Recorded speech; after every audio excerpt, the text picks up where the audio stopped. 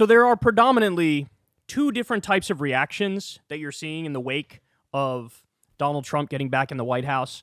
And I would say one of the reactions is correct, and the other one is embarrassing, if I'm being honest with you. Some people are saying, well, look, I mean, he won the popular vote. Maybe I just don't have the faith in my ideas that I used to have. Maybe it's time to compromise and negotiate and be bipartisan and hear them out and meet them halfway and go towards MAGA, right? This is one reaction. You've seen it a number of places. There's a number of politicians who are doing it. There's a number of media figures who are doing it. That's the one that I would call embarrassing, that reaction, right? Because, I don't know, man, you look at a campaign where Trump is talking about they're eating the cats, they're eating the dogs. You look at a campaign where Trump is filleting the microphone. You look at a campaign where he's talking about Arnold Palmer's cock, right? And you look at that and you go, the fact that he ended up in the White House, I don't know. I don't think the move is for us to fillet the microphone and for us to talk about Jack Nicklaus's balls. Like, you got to look at it and go, maybe the thing that was appealing about him is that he sort of says fuck off and he's an asshole and he like stands on business with what he says, right? And so that's the other reaction, which I think is the correct reaction and the majority reaction, to be fair, among the Democratic base, is holy shit, man, we need to fight 18 times as hard as we ever have, right? Batten down the hatches, double down, triple down, stand on business, become more aggressive, become more dismissive, more arrogant, right? Because this is the lesson of the modern era. People want authenticity and anger and directness and for you to fucking stand for something. And Trump, for all of his flaws, everybody knows what he stands for. Fuck the immigrants. Fuck the trans people. Trigger the liberals. Like, that's the core of MAGA, right? So, all right, look, you want to play that game? That's your narrative. Trans people and immigrants are the problem. Ours is, they aren't the problem. We actually love them. They're our brothers and sisters. The real problem, it's the billionaires, it's the oligarchs, it's the robber barons, it's the multinational corporations, it's the legalized bribery. And by the way, if you are siding in the class war with the 1%, you are our enemy, MAGA, right? So that's the fighter mentality. That's the right reaction. Well, there's this podcast that went on between Gavin Newsom and Tim Walz. This is the first person who's left of center that was brought on by Gavin Newsom. His first podcast episodes were Sloppy Steve Bannon, Charlie Kirk, and Michael Savage. 3 hard right-wingers, right? And why is Gavin doing that? Because he believes in the first philosophy I told you. Oh, maybe we got stuff to learn from him. Maybe, like that dumb bullshit. But what you're going to see here is Tim Walz, without even trying, really ends up exposing how hollow and vapid Gavin Newsom's approach to politics is right now, and why he's massively falling out of favor with Democrats, which I'll prove to you in a minute, by the way, after we watch this clip.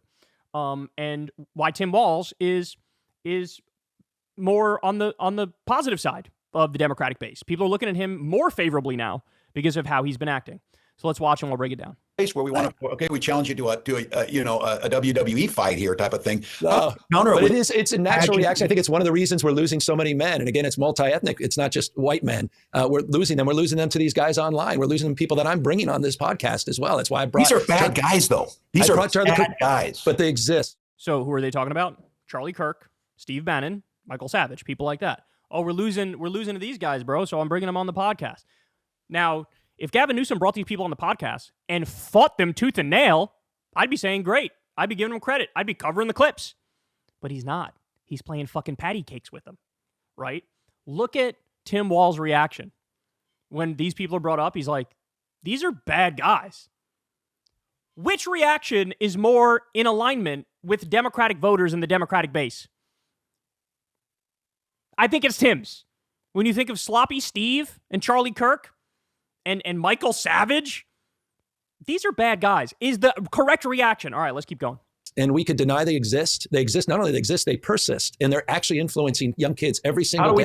How do we push some of those guys back under a rock? I think we have to first understand what their motivations are. I think we have to understand what they're actually doing. And you don't I think that's racism and misogyny? I think there's a lot of that, but I don't think it's exclusively that. When you talk to a guy like Steve Bannon, he reminded me a little bit of my grandfather when he talks about working folks and he talks about how we hollowed out the industrial core of this country. I understand that. But we can dismiss the notion of election denialism. We could completely dismiss what he did on January 6th, but I don't think you can dismiss what he's saying. Reminds me a lot of what Bernie Sanders was saying. Reminds me a lot of what Democrats said 20, 30 years ago. I mean, he's arguing he hates against Musk, right? He hates Musk. He hates the oligarchy. He totally agrees with you on the concentration of monopolistic powers. Gavin Newsom is being played for an absolute fool. That's what you need to understand. Because here's the bottom line. Steve Bannon is lying, Gavin. He is lying to your face. He virtue signals and poses like, oh, I'm on the economic left, actually. I'm like against the oligarchy and stuff, bro. And then Donald Trump does a massive tax cut for the 1% corporations, and he doesn't say dick to oppose it. Nothing.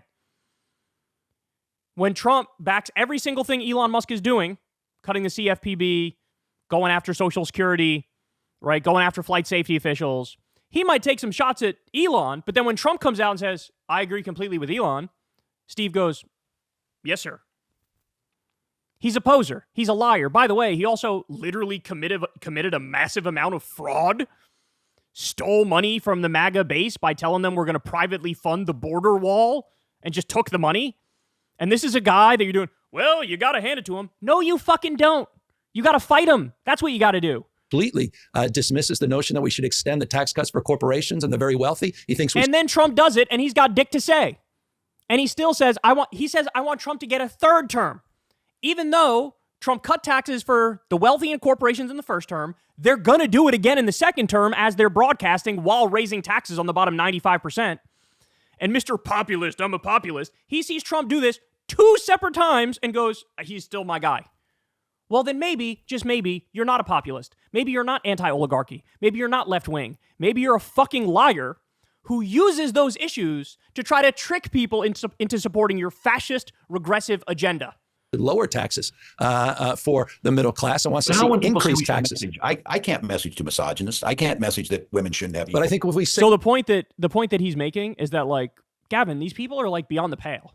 Like, you have to acknowledge that they're beyond the pale. This is the point that Tim Walz is making, and this point is undeniably true. And Gavin is refusing to acknowledge it. And if anything, he's normalizing and humanizing these fucking assholes. So let me prove my point here for you, because this, guys, I need you to stop and think about this. He had on 3 far-right wingers on his podcast as the first guest. One of them is Michael Savage. A lot of you are probably too young to remember who Michael Savage is. He was one of the biggest radio hosts in the country during like the Rush Limbaugh era, the Sean Hannity era, late 90s, early 2000s, right? Here's what you need to know about Michael Savage. He was banned from the United Kingdom for his extremism. He said, quote, I was very disappointed in Trump attacking white supremacy. He said trans healthcare, quote, should be outlawed. He said Bernie and Hillary are communists, and then he used the famous quote of, first they came for the rich people and I said nothing, to try to go after Bernie and Hillary. He said put down BLM protesters like feral dogs. He compared Obama to Hitler and said Obama is doing white genocide. He mocked PTSD and depression, implying it wasn't real. He called Obama, quote, the new leader of the caliphate. He said Obama is spreading Ebola virus on purpose. He said Trump saved white kids from slavery. He defended torture. He calls left-wingers vermins. He talked about wanting to reach for his Glock to shoot lesbians. He said, quote, our children are being destroyed by gay marriage. He said, quote, the children's minds are being raped by the homosexual mafia. He said white people are the only people that don't vote based on race. He says autism is a fraud, a racket, a brat who hasn't been told to cut the act out in 99% of cases. He said, quote, we have to go to war with Iran. He said, quote, our freedoms are choking us to death. He got fired from MSNBC because he screamed at a guy to, quote, get AIDS and die. And then finally, his most controversial of all this, controversial is one way of describing it. He said we should kill 100 million Muslims. This is who Gavin Newsom had on his podcast with. This is who he had on his podcast, and this is who he played fucking patty cakes with. And again, it'd be one thing if you bring him on and fight with him the entire time until you're blue in the face, dog. I'd be defending you. You didn't do that. You didn't do it. You didn't do it. And so Tim Walz's point, Tim Walz is like, I don't think he follows these people that closely, but he's sort of like the drunken master in this conversation, right? 'Cause he's like, I don't know, Gavin. These guys are bad people. And he's right. And Gavin doesn't. Gavin's doing the stupid, like, oh, gotta meet people where they are. Or you fucking fight. Has Trump ever met anybody where they are, ever? No. And where's he sitting right now? People are misogynists, then we're falling prey. We're in that frame. Not everybody that disagrees with us is a misogynist. But Steve Bannon is. And Michael Savage is a fascist, and Steve Bannon is a fascist, and Charlie Kirk is a fascist, and these are facts. And you're too fucking chicken shit to say it, because what you're really trying to do is make inroads with the right. Oh, maybe some MAGA people will vote for me when I run in 2028. That's what you're thinking. They're fucking not going to vote for you. And they actually talk about this in the podcast where Tim Walz says, look, man, I don't think we're ever going to get the 77 million who voted for Trump in particular. I mean, maybe you get it, slice off 1 or 2% of them, maybe, right? But that's not who we're aiming for. We should be aiming for the 90 million who stayed home. Hold your base, get your base out there, get the centrists, the leftists, the liberals, get the independents, and get the apolitical people who fucking sat on the sidelines because they felt like there's not much difference between the two parties. That's who you're aiming for. You're not going to get fucking sloppy Steve to vote for you, you freak. But I think this notion of toxicity in masculinity needs to be separated. And I think it's been conflated. And I think we're going to have to work on that a little bit. And I think there is a crisis. I think some of us scare them. I think I scare them a little bit. That's why they spend so much time on it. No, I'm serious, because I can fix a truck. They know I'm not bullshitting on this. Yeah. I'm not putting this in people's grill. I don't know if my identity is not hunting. My identity is not football coaching. My identity is not, a beard and a truck. I like all those things. But how did we get to this where, have they figured it out that the identity piece of this is more important than the actual substance behind it? Well, they've been doing it for decades. I mean, we've saw the welfare queens. They've seen the Southern strategy. We've seen it over and over. It's an old playbook. And we're as dumb as we want to be that we allow them to do this with CRT and ESG and DEI and every 3-letter word. And then they demonize people. Yeah, demonize, and they weaponize grievance. They other people. They talk down to people, past people. They humiliate people. They weaponize difficult issues. But the bottom line is, and I think it goes back to what we began with, is, and I applaud you for this, is we cannot continue to be on the defense reacting to this. We've got to go on the offense. We got to meet people where they are. But I also... It's so ironic he says this, because you did not go on the offense talking to Charlie Kirk, talking to Michael Savage, and talking to Steve Bannon. You just didn't. Look, I said it. I would give you tremendous credit if you did that. I'd be covering your fights with them, but you didn't do it. Think this, and this is where, this is part of the conversation I'm trying to have, is you got to respect people you disagree with, and you can't just dismiss people. We can't just turn our back on people. What you learn from those guys? That not only they have a huge following, there's a rationale.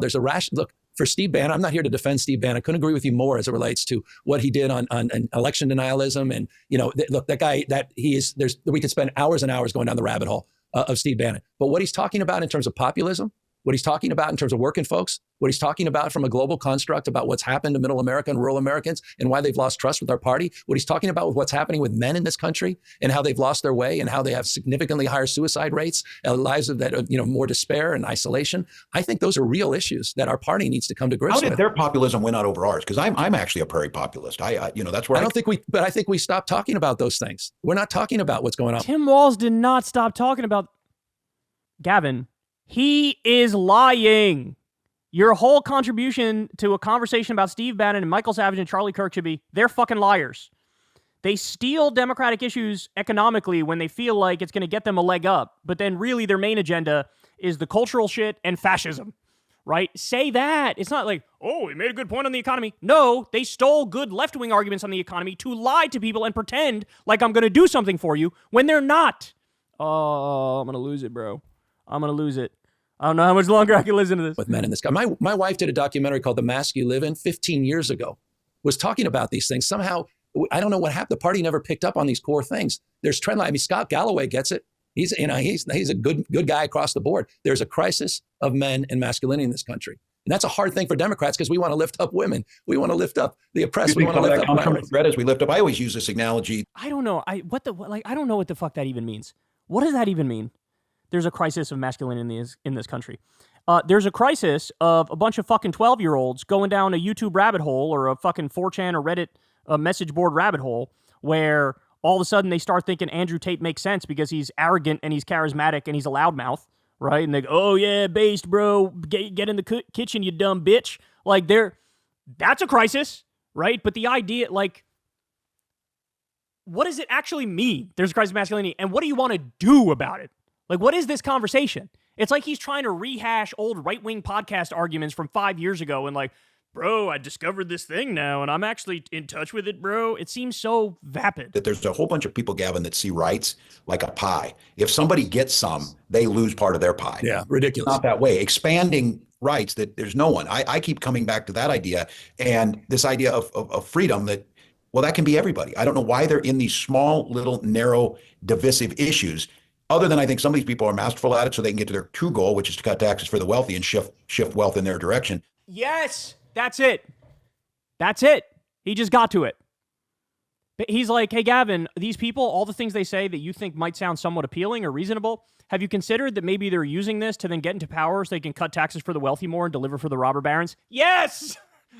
Thank you. That sums it all up. That's what I've been trying to say, right? And he can't help it. It's like, that old Win tweet.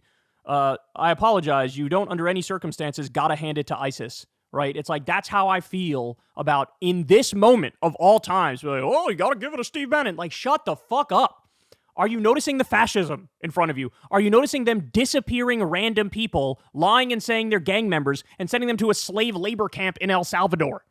Arresting people for being pro-Palestine protesters. Are you noticing any of that? Are you noticing the destruction of the regulatory state and the administrative state and the social safety net? Are you noticing that? Why are you not talking about that? The things that matter, what's actually happening. Man, there's a crisis of masculinity in this country, and you gotta hand it to Steve Bannon. Shut the fuck up. That's my reaction. That was kind of an underwhelming whoopee cushion noise, but I think you get the point. Anyway, I gotta show you a couple more things here in this segment. So this came out the other day. Newsom sends prepaid phones, aka burners, to tech CEOs. He's trying to do this podcast thing like, who, me, bro? I'm like a populist. I can talk to anybody, bro. No big deal. Look at me, bro. Meanwhile, what this article means is he talks to powerful CEOs and goes, hey, man, you ever need me to do anything for you that might be, under the table and maybe not on the up and up? There might be some questionable legal stuff. Here's a burner phone. Call me like we're fucking drug dealers on The Wire in 1999, right? What the fuck? It doesn't get any more corrupt than this. Holy shit. And then finally, I told you Gavin shtick wasn't working. Ready?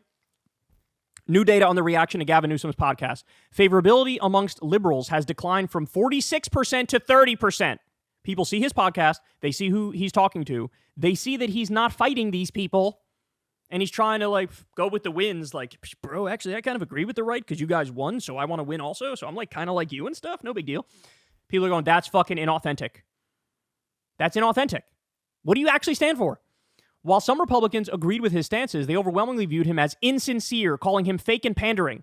His net favorability dropped from +4 to -6, a 10-point swing in the wrong direction. Only 13% of voters had an improved perception of him, and only 1 in 5 said the podcast made them want to tune in for more. In other words, this shit backfired.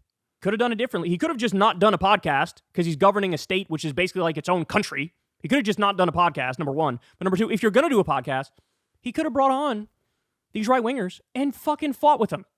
If Gavin Newsom did what Pete Buttigieg used to do, I don't know if Pete Buttigieg still does it, but basically go on Fox News and just fight with them a lot. If Gavin Newsom decided in the Trump era, I'm going to make a point of going on Fox News once a week or twice a week and to fight on everything. Are you kidding me? Liberals would eat it up. He'd be leading to be the candidate in 2028. He'd be leading. If he decided, I'm going to do a daily reaction to what Elon is doing or what Trump is doing, do a press conference every time, broadcast it, and fight them, oh my God, he would skyrocket. Instead, he's snuggling up to Sloppy Steve, snuggling up to Charlie Kirk and Michael Savage, and people are going, get fucked. And they're right. Hey, y'all, do me a favor and like and subscribe. It helps out big time in the algorithm. Click the bell as well for notifications when videos drop, and watch that video on screen right now. You know you want to.